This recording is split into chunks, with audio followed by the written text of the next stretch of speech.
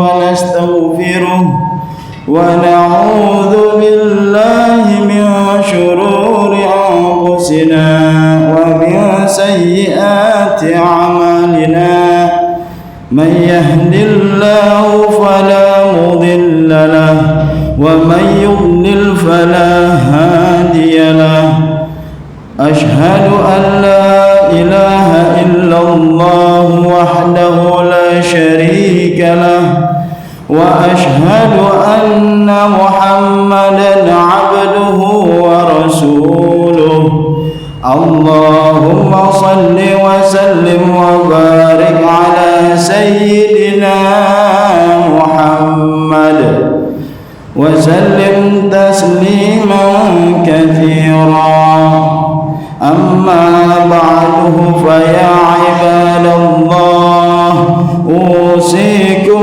ونفسي بتقوى الله اتقوا الله حق تقاته ولا تموتن إلا وأنتم مسلمون وقضى ربك ألا تعبدوا إلا إياه وبالوالدين إحسانا إما يبلغن عندك الكبر أحدهما أو كلاهما فلا تقل لهما أف ولا تنهرهما وقل لهما قولا كريما واخفض لهما جناح الذل من الرحمة وقل رب ارحمهما كما ربياني صغيرا.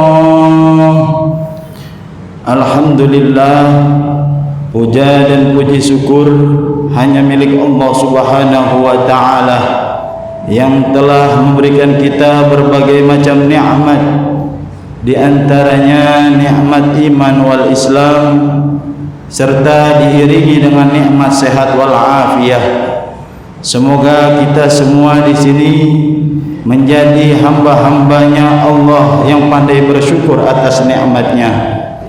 Salawat beserta salam tak lupa juga kita haturkan kepada junjungan Nabi besar kita Muhammad sallallahu alaihi wasallam dengan mengucapkan Allahumma salli ala sayyidina Muhammad wa ala ali sayyidina Muhammad. Semoga kita diakui sebagai umatnya dan mendapatkan syafaatul uzmah di yaumil qiyamah. Amin amin ya rabbal alamin. Khatib berwasiat untuk diri khatib pribadi, umumnya untuk segenap jamaah sekalian, agar senantiasa bertakwa kepada Allah Subhanahu wa ta'ala dengan menjalankan perintah-perintah Allah dan menjauhkan segala larangan-larangan Allah Subhanahu wa ta'ala. Sidang Jumat rahimakumullah, berbuat baik kepada kedua orang tua adalah kewajiban setiap anak. Kewajiban ini diperintahkan oleh Allah Subhanahu wa ta'ala dan Rasulullah sallallahu alaihi wasallam. Bahkan kewajiban kepada kedua orang tua untuk berbuat baik ini tertera dalam Al-Quran maupun hadis Nabi Muhammad sallallahu alaihi wasallam. Disebut setelah kewajiban menyembah Allah Subhanahu wa ta'ala, lalu kita diperintahkan untuk berbuat baik kepada kedua orang tua. Sebagaimana dalam Al-Quran surah An-Nisa ayat 36 Allah berfirman, A'udzu billahi minasyaitonir rajim. Bismillahirrahmanirrahim. Wa'budullaha wa la tusyriku bihi syai'an wa bil walidaini ihsana. Yang artinya, sembahlah Allah dan janganlah kamu mempersekutukannya dengan sesuatu apapun, dan berbuat baiklah kepada kedua orang tua. Kalimat wabil walidaini ihsana diulang juga dalam surah Al-Isra ayat 23. A'udzu billahi minasyaitonir rajim. Bismillahirrahmanirrahim.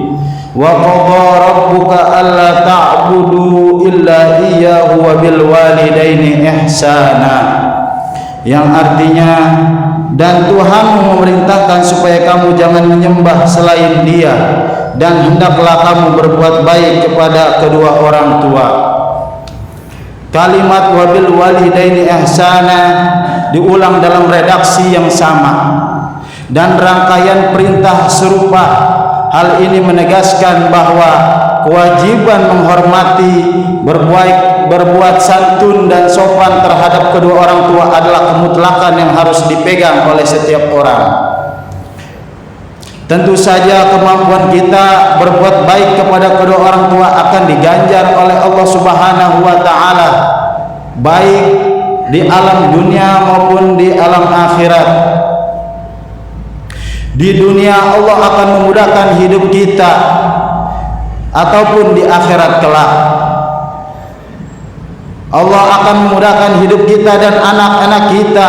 Mungkin kita dimudahkan rezeki kita, diberikan umur panjang dan keberkahan kepada kita, dan diberikan anak-anak yang soleh dan soleha.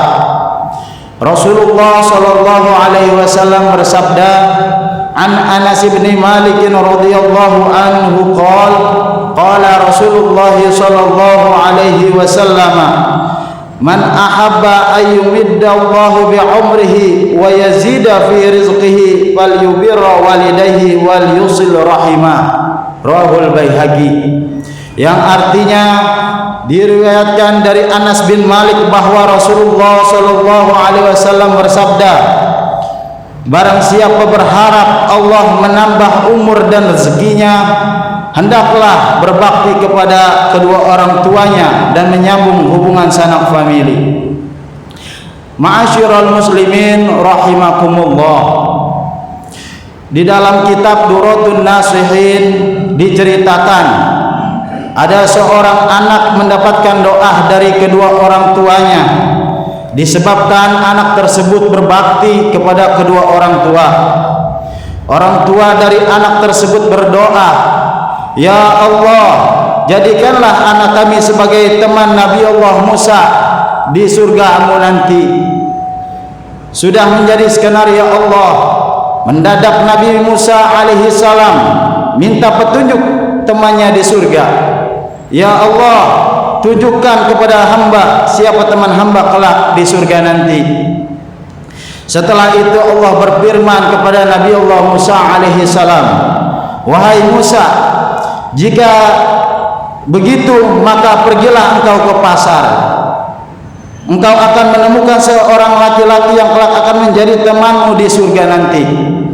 Dengan didasari rasa penasaran, akhirnya bergegaslah Nabi Allah Musa alaihi salam mendatangi pasar tersebut. Ternyata di sana ia berjumpa laki-laki yang sedang berbelanja daging. Setelah selesai berbelanja, Nabi Allah Musa menegur laki-laki tersebut. Saya baru melihat Anda kali ini, tetapi saya ingin mengenal Anda lebih jauh lagi. Apakah kiranya Tuhan bersedia jika saya bertamu ke rumah Anda? Lelaki tersebut menjawab, tentu saja boleh. Ini suatu kehormatan bagi saya jika ada orang yang ingin berkunjung ke gubuk saya. Mari silakan berkunjung ke rumah saya, jawab lelaki tersebut. Ma'asyiral muslimin wa zumratal mu'minin rahimakumullah. Kemudian mereka berdua berjalan menyusuri jalan menuju rumah lelaki tersebut. Sesampainya di sana, Nabi Musa alaihissalam memperhatikan apa yang dikerjakan oleh laki-laki tadi. Ternyata mula-mula lelaki tersebut memasak daging yang dibeli di pasar, kemudian mencampurnya dengan kuah yang banyak. Sesudah dimasak dan disiap saji, lelaki tersebut mengambil karung besar yang ternyata di dalamnya berisi seorang perempuan tua yang lemah, sama sekali tidak mampu menggerakkan anggota tubuhnya sendiri. Lalu diangkatlah perempuan tua itu dari dalam karung, kemudian disuapi hingga kenyang. Selesai disuapi, seluruh badannya dibersihkan dan pakaiannya diganti dengan pakaian yang baru dan bersih. Setelah itu dibiarkan untuk beristirahat. Tak lama dari itu perempuan tadi berdoa, "Ya Allah, jadikanlah anak lelakiku teman Nabi Allah Musa kelak di surga nanti." Ma'asyiral muslimin wa zumratal mu'minin rahimakumullah. Sejak tadi Nabi Allah Musa memperhatikan dan paham apa yang dilakukan lelaki itu, sungguh perbuatan yang sangat mulia. Lalu Nabi Allah Musa alaihissalam bertanya, "Wahai saudara, apa yang kau lakukan dari tadi itu?" Lelaki itu menjawab, "Perempuan tua itu ialah ibuku yang sakit sejak puluhan tahun. Keadaannya sangat lemah, tetapi beliau sangat bersabar terhadap apa yang menimpanya itu. Beliau beriman kepada Allah Subhanahu wa taala. Sedang alasan mengapa beliau saya letakkan dalam kantong karung setiap saya pergi, agar beliau aman, selalu dalam lindungan saya, karena saya sangat mengkhawatirkan keselamatan ibuku." Ma'asyiral muslimin rahimakumullah. Setelah mendengar penjelasan lelaki itu, Nabi Allah Musa mengangguk-anggukkan kepalanya dan berkata, "Wahai kawan, kau telah mendapatkan penghargaan besar dari Allah Subhanahu wa taala. Kelak kamu akan menjadi temanku di surga nanti. Doa ibumu telah dikabulkan oleh Allah Subhanahu wa taala dan kelak kamu akan bertemu di surga. Ketahuilah, saya adalah Nabi Allah Musa alaihi salam." Mendengar sabda Nabi Allah Musa, lelaki tersebut sangat bahagia dan berdoa, "Semoga saya bisa tetap berbakti kepada kedua orang tua." Ma'asyiral muslimin rahimakumullah. Beruntunglah kita yang masih mempunyai kedua orang tua. Marilah kita berbakti selama beliau masih hidup. Jagalah, rawatlah, dan janganlah engkau berkhianat terhadap kedua orang tua yang sudah meninggal. Kita doakan beliau, semoga Allah ampuni dosa-dosanya dan ditempatkan di surga Allah Subhanahu wa taala.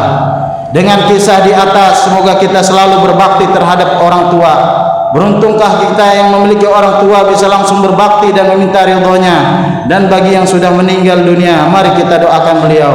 Dan bagi orang tua, mari berdoa semoga anak-anak kita menjadi anak-anak yang soleh dan soleha terhadap orang tua.